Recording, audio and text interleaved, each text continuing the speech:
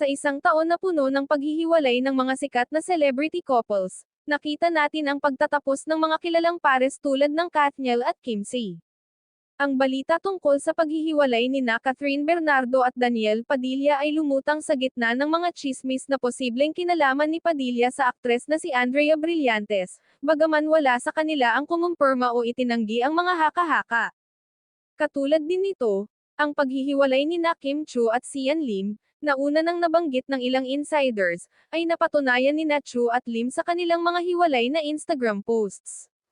Isa pang matinding pinag-usapan ay ang paghihiwalay ni Andrea Brillantes at Richie Rivero, na nagsimula sa isang pampublikong pag-aalok at natapos noong Marso ng 2023.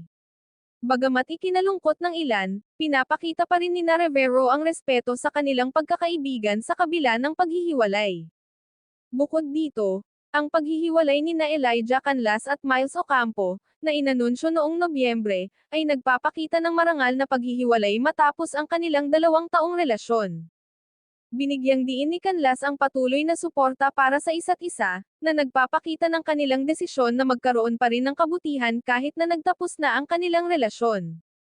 Ang mga pangyayaring ito ay nagpapakita ng kaguluhan at mga karanasang personalidad sa mundo ng showbiz, na nagpapakita ng komplikasyon sa buhay ng mga kilalang personalidad na ito.